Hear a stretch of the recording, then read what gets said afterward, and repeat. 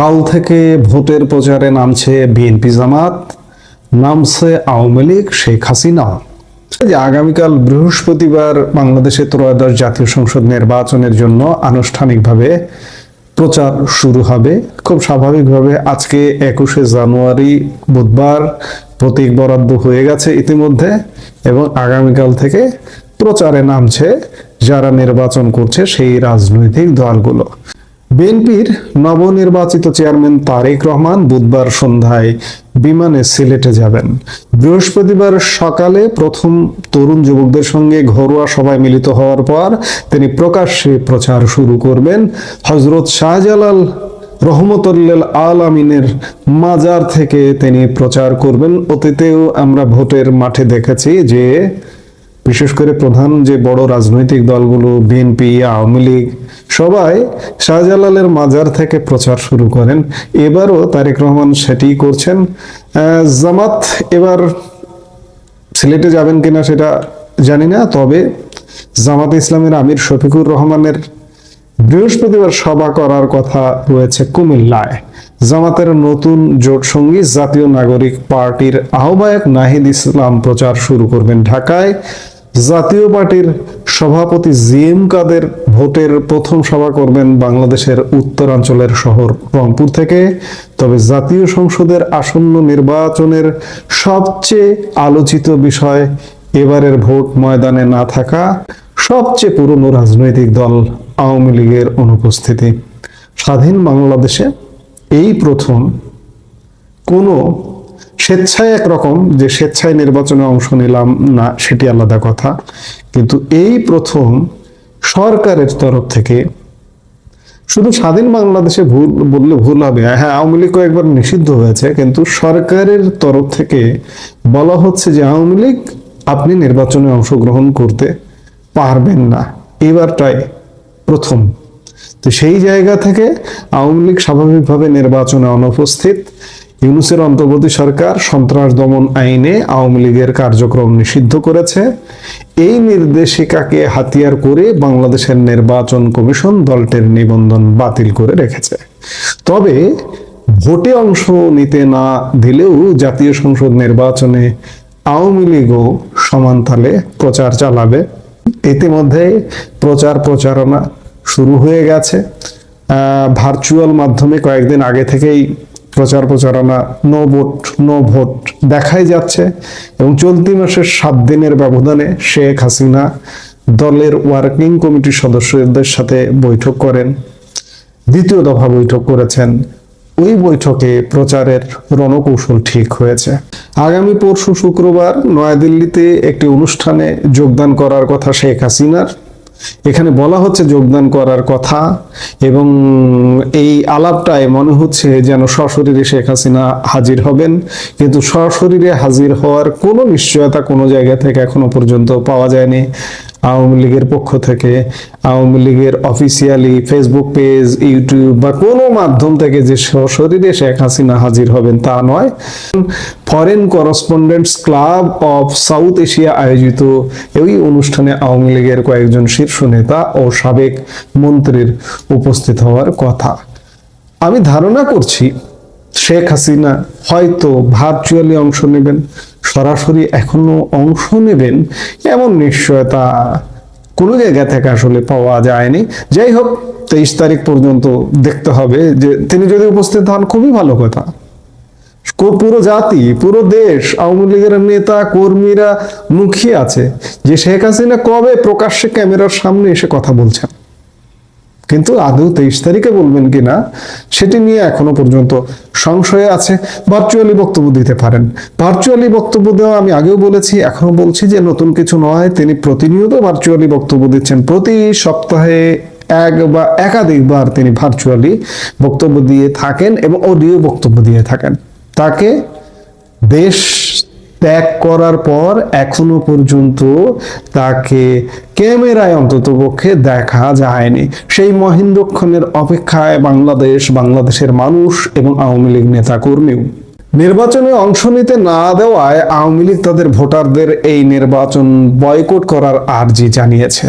অন্যদিকে বিএনপি এবং জামাত আওয়ামী লীগের ভোটারদের সমর্থন পেতে মরিয়া। কোথাও অনুনয় বিনয়, নিরাপত্তা দেওয়ার আশ্বাস, তো কোথাও ভয় দেখানো হচ্ছে। বলা হচ্ছে ভোট না দিলে চরম পরিণতি হতে পারে। এই পরিস্থিতিতে চরম উৎকণ্ঠায় আছেন আওয়ামী লীগের কর্মী সমর্থকরা, ভীত সন্ত্রস্ত সংখ্যালঘু হিন্দু সম্প্রদায়ের মানুষ। বুথে না গেলে সংখ্যালঘু এবং আওয়ামী লীগ সমর্থক বহুল এলাকায় হামলার আশঙ্কা উড়িয়ে দেওয়া যাচ্ছে না। যে আগামী 12 ফেব্রুয়ারি আগে পরে আওয়ামী লীগের নেতা কর্মী যারাই আছেন সতর্কতার সাথে, সাবধানতার সাথে থাকতে হবে। কারণটা হচ্ছে নির্বাচনটা যদি হয়ে যায়, সে যেই হোক, জামাত হোক আর বিএনপি হোক, দুই পক্ষ থেকে অত্যাচারটা কিন্তু আওয়ামী লীগের উপর আসবে। যে হেরে যাবে হারু পার্টি বলবে যে তোমাদের কারণে আমরা জিততে পারিনি। কাজেই আওয়ামী লীগ নেতা কর্মী সমর্থক তাদের সাবধানতা অবলম্বন করতে হবে, এর বিকল্প নেই। এই অবস্থায় আওয়ামী লীগের শীর্ষ নেতৃত্ব দলের কর্মী সমর্থকদের কি অবস্থান নিতে হবে তার ব্যাখ্যা দিতে বার্তা দিয়েছে। পরিস্থিতির চাপে বুথে যেতে হলেও দলের সমর্থকরা যাতে ভোট নষ্ট করেন, বিশেষ করে কোনো অবস্থাতেই তারা জামাতে ইসলামী এবং বিএনপির প্রার্থীদের ভোট না দেন, সেই ব্যাপারে সচেতন থাকতে আর্জি জানানো হয়েছে। সাম্প্রতিক অতীতে দলের নেতারা ভার্চুয়াল মাধ্যমে যে সভাগুলি করেছেন, সেখানে তৃণমূল স্তরের নেতাদের এই বিষয়টি বুঝিয়ে দেওয়া হয়েছে। অর্থাৎ এ কথা স্পষ্ট যে আগামীকাল থেকে বিএনপি, জামাত এবং যে দলগুলো নির্বাচনে অংশগ্রহণ করছে তারা যেমন প্রচারে নামছে, ঠিক তেমনি আওয়ামী লীগও বসে থাকছে না, যে প্রকাশ্য না হলেও অন্ততপক্ষে ভার্চুয়ালি, আজকের দুনিয়ায় ভার্চুয়ালি গরম করে ফেলানো যায়, ভার্চুয়ালি জয় পরাজয় নির্ধারণ করে ফেলানো যায়। আওয়ামী লীগ সে কাজটি ইতিমধ্যেই শুরু করেছে, লক্ষণীয় বিষয়। এবং সামনের দিনগুলোতে এবং আগামীকাল থেকে খুব স্বাভাবিকভাবে আরো বেশি হবে। এবং শেখ হাসিনা এখন একবার দুবার সপ্তাহে আসছেন, আগামীকাল থেকে হয়তো আরো বেশি করে আসবেন। তিনি নিশ্চয়ই আহ্বান জানাবেন যে ভোটে কি করতে হবে। ভোটে কি করতে হবে, একটাই কথা, যে নো ভোট নো ভোট ইতিমধ্যে চালু হয়ে গেছে। কাজেই প্রচারণা চালাবেন, ভোট করবেন। ভোট কেন্দ্রে কত পার্সেন্ট মানুষ আসবে সেটি বিবেচ্য বিষয়। বিএনপির হয়তো 30-35% বা 40% ভোটার আছে, জামাতের 5%, সব মিলিয়ে ধরে নিলাম 50%। কিন্তু যেহেতু আওয়ামী লীগ 14 দল সহ প্রায় 50%-এর উপরে, প্রায় 60%-এর মতো ভোট, আপনি 2008-এর নির্বাচনের কথাই যদি চিন্তা করেন, আওয়ামী লীগ ভোট কত পেয়েছিল? 48%, প্রায় 48%-এর বেশি ভোট পেয়েছিল। আজকে আবার যদি ভোট করেন, কারণ এই যে 1.5 বছরের দুঃশাসনে আওয়ামী লীগের জনপ্রিয়তা আরো বেড়ে গেছে। এগুলো অধিক কথিত কথা, অনেকবার এগুলো বলছি, শুনতে শুনতে অনেকের কানে হয়তো তিতা লাগছে, কিন্তু এটাই বাস্তবতা। আওয়ামী লীগেরই ভোট 50%-এর উপরে আছে এখন, আর 14 দল মিলিয়ে, অন্যান্য মিলিয়ে তো আরো আছে। তো কাজেই ভোট প্রচার করছেন বিএনপি, জামাত, অন্যান্য যারা অংশগ্রহণ করছেন, এনসিপি, জাতীয় পার্টি, চরমোনাই পীরের দল ইত্যাদি বিভিন্ন দল, তারা প্রচার করবেন। আওয়ামী লীগও কিন্তু বসে থাকছে না। আগামীকাল থেকে ইতিমধ্যে প্রচার শুরু হয়ে গেছে, আওয়ামী লীগও আরো জোরে সোরে আগামীকাল থেকে প্রচার করবেন। দেখতে থাকি আমরা যে সামনে আরো কি ঘটছে।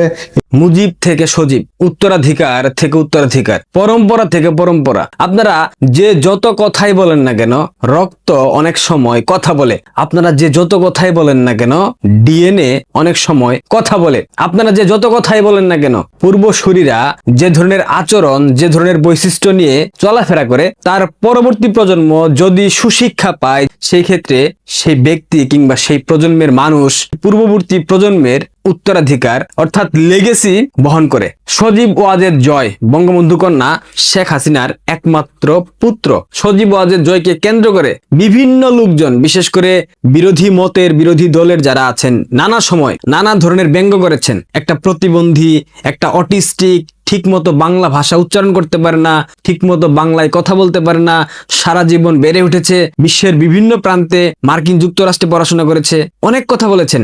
ইভেন আওয়ামী লীগের মধ্যে একটা বিশাল শ্রেণী আছে, এরাও সজীব ওয়াজেদ জয়কে নিয়ে বিভিন্ন ধরনের ব্যঙ্গ করে মন্তব্য করেছে। সজীব ওয়াজেদ জয় রাজনীতি পারে না, রাজনীতি শিখে নাই, তাকে দিয়ে রাজনীতি হবে না, সে কখনোই আওয়ামী লীগের রাজনীতির হাল ধরতে পারবে না, এই ধরনের অনেক কথা বলেছেন না। আমি নিজে ব্যক্তিগতভাবে সাক্ষী, আওয়ামী লীগের অনেক হাইকমান্ডের তথাকথিত বিশাল বিশাল নেতা, দৈত্যাকৃতির নেতা, তারাও বারবার বলেছে সজীব ওয়াজেদ জয়কে দিয়ে রাজনীতি হবে না। সজীব ওয়াজেদ জয় কি রাজনীতির কিছু বুঝে? তাকে দিয়ে কি আর কিছু হবে? বঙ্গবন্ধু কন্যা শেখ হাসিনা তিনি জেনে বুঝে সজীব ওয়াজেদ জয়কে সামনে আনেন নাই, কিন্তু 5 আগস্ট সরকার পরিবর্তনের পর এই সজীব ওয়াজেদ জয় প্রথম সামাজিক যোগাযোগ মাধ্যমে এসে বক্তব্য দিয়েছিলেন। তিনি প্রথমবার বলেছিলেন তারা আর রাজনীতি করবেন না, বাংলাদেশের মানুষের দায়িত্ব আপনারা নিতে পারেন, নিয়ে দেখেন আপনারা চালাইতে পারেন কিনা। হতাশার জায়গা থেকে কিংবা একটা আক্ষেপের জায়গা থেকে কিংবা একটা মন খারাপের জায়গা থেকে তিনি কথাগুলো বলেছেন, কারণ এই জাতিকে বঙ্গবন্ধু কন্যা শেখ হাসিনা যা কিছু দিয়েছেন এর পরেও এই জাতি বেঈমানের মতো, বিশ্বাসঘাতকের মতো বঙ্গবন্ধু কন্যাকে দেশ থেকে বাধ্য করেছে। এদেশের প্রত্যেকটা সেক্টরে আওয়ামী লীগ সরকারের নেতৃত্বে যে অভূতপূর্ব উন্নয়ন সাধিত হয়েছে, বাংলাদেশের স্বাধীনতা পরবর্তী ইতিহাসে কখনো এরকম উন্নয়ন কোন সরকার প্রধান করতে পারেন নাই। বঙ্গবন্ধু কন্যা শেখ হাসিনা করে দেখিয়ে গেছেন। এখন শেখ হাসিনার অনুপস্থিতিতে গত 15 মাসে বাংলাদেশ কিভাবে চলছে, বাংলাদেশে ঠিক কি কি ঘটছে, কি কি হচ্ছে আপনারা সব দেখতে পাচ্ছেন। বাংলাদেশ একটা ব্যর্থ রাষ্ট্র হিসেবে বিশ্বের মানচিত্রে সুপরিচিতি পেয়েছে এবং এটা সফল হয়েছে শুধুমাত্র সুদখোর ইউনূসের ক্ষমতা আর লালসার জন্য, বিএনপির অতিমাত্রায় ইউনূসপ্রীতির জন্য বাংলাদেশটা ধ্বংস হয়ে গেছে। সজীব ওয়াজেদ জয়কে কেন্দ্র করে যারা বিভিন্ন সময় ব্যঙ্গ করেছেন, যারা বিভিন্ন ধরনের কটূক্তি করেছেন, যারা বিভিন্ন ধরনের অশ্লীল ভাষায় গালমন্দ করেছেন, অটিস্টিক বলেছেন, এগুলা কিন্তু আমরা ভুলে যাইনি, আমরা কিন্তু মনে রেখেছি। সজীব ওয়াজেদ জয় 5 আগস্টের পর থেকে তিনি তার দূরদর্শিতার পরিচয় দিয়ে যাচ্ছেন একের পর এক। গতকাল ডিপ স্টেটের অন্যতম প্রথম শ্রেণীর দালাল মিডিয়া আল জাজিরাতে একটা সাক্ষাৎকার দিয়েছেন ওয়াশিংটন থেকে সজীব ওয়াজেদ জয়। সেখানে অনেক লম্বা কথা বলেছেন, অনেক বিষয় নিয়ে কথা বলেছেন। একটা স্পেসিফিক কথা আমি আপনাদের সাথে শেয়ার করি, তার আগে ভিডিওটাই দেখেন আপনারা। Isn't mishandling a mild word for the killings of hundreds and hundreds of mainly Again, unarmed protesters by what the about- security forces ordered by your mother? Then none of it was ordered by my mother. If my mother had been willing to kill protesters, she would still be in power. আল জাজিরার সেই সাংবাদিক তাকে জিজ্ঞাসা করেছিল, আপনাদের সরকার শত শত শিক্ষার্থীকে হত্যা করেছে, যার নির্দেশদাতা ছিল আপনার মা শেখ হাসিনা। সজীব ওয়াজেদ জয়ের কি বোল্ড উত্তর আপনারা দেখেছেন, কি বোল্ড একটা স্টেটমেন্ট দিয়েছেন তিনি। পুরো সাক্ষাৎকারটা যদি আপনারা শুনেন তাহলে বুঝতে পারবেন সজীব ওয়াজেদ জয়ের মধ্যেও রাজনৈতিক প্রজ্ঞা ঠিক কতখানি আছে। দূর থেকে অনেক কিছু মনে হয়, বাট সামনে গেলে অনেক কিছু বোঝা যায় আসলে মানুষটা কেমন। প্রবাদ আছে না, নদীর এপার কহে ছাড়িয়া নিঃশ্বাস, ওপারেতে স্বর্গ সুখ তাহার বিশ্বাস। এপার থেকে মনে হয় সজীব ওয়াজেদ জয় বাংলা ভাষায় ঠিকঠাক কথা বলতে পারেন না, তিনি অটিস্টিক, তিনি এইটা, তিনি সেইটা, তিনি আওয়ামী লীগকে ভাঙনের হাত থেকে রক্ষা করতে পারবেন না। শেখ হাসিনার বর্তমানে আওয়ামী লীগের হাল ধরার মতো কেউ নাই, বলেন না আপনারা? সজীব ওয়াজেদ জয়কে আপনারা এত সহজেই ছেলে খেলা ভাবলেন? সজীব ওয়াজেদ জয় কোথায় পড়াশোনা করেছে কোনো আইডিয়া আছে? জানেন আপনারা? যদি না জানেন একটু গুগলে ঘাটাঘাটি করেন। হার্ভার্ড ইউনিভার্সিটি থেকে পড়াশোনা করেছেন। এখানে খামবাজিয়া কখনো স্বপ্নে দেখেছিল? হার্ভার্ডের বারান্দায় কি খামবাজিয়া কখনো যাইতে পারছে? পারবে? সে তো আমেরিকাতে রেড লিস্টেড, সে তো যাইতে পারবে না। ওই বিশ্ববিদ্যালয়ের আঙ্গিনাতে যাওয়ার সক্ষমতা বাংলাদেশের অনেক রাজনৈতিক নেতার নাই, অনেক রাজনৈতিক বিশ্লেষকের নাই, এবং সেই বিশ্লেষকরাই সজীব ওয়াজেদ জয়কে অটিস্টিক বলে অভিহিত করে। কি লজ্জা, কি লজ্জা! ব্যারিস্টার ফুয়াদ, টাকলা ফুয়াদ উল্টাপাল্টা কথা বলে, অনেক কথা বলেছে, সব কিন্তু শুনেছি আমরা, সব কিন্তু আমাদের মাথায় আমরা গেঁথে রেখে দিয়েছি। সজীব ওয়াজেদ জয়ের আইকিউ লেভেল কোথায় আপনারা জানেন? কোনো আইডিয়া আছে? যারা অনেক বেশি প্রজ্ঞাবান, অনেক বেশি মেধাবী হয়, তারা একটু এভাবে কথা বলে, তারা একটু অগুছালো থাকতে পছন্দ করে। সজীব ওয়াজেদ জয়ের মধ্যে আপনারা কখনো অহংকার, দাম্ভিকতা, অহমিকা দেখেছেন? তার যে শিক্ষাগত যোগ্যতা, তার যে পারিবারিক ব্যাকগ্রাউন্ড, তার যে অর্থনৈতিক স্টেবিলিটি, তিনি কি কখনো এসবের দাম্ভিকতা কোথাও দেখিয়েছেন? তিনি কোথাও গিয়ে কখনো কোনো উগ্র ভাষায় বক্তব্য দিয়েছেন? কখনো প্রতিহিংসামূলক কথা বলেছেন? বলেন নাই। 5 আগস্টের পর তিনি কিন্তু বলেছিলেন খালেদা জিয়াকে দীর্ঘদিন কারা ভোগ করানো ঠিক হয় নাই, একথা কিন্তু সজীব ওয়াজেদ জয় বলেছেন। সজীব ওয়াজেদ জয় বারবার সহনশীলতার রাজনীতির হাত বাড়িয়ে দিয়েছেন, সুষ্ঠু ধারার গণতান্ত্রিক রাজনৈতিক পরিবেশ সৃষ্টির জন্য বারবার হাত বাড়িয়ে দিয়েছেন, কিন্তু প্রতিপক্ষের ইন্টার পাস অথর্ব নেতা সেখানে সাড়া দেয়নি, দেবে না।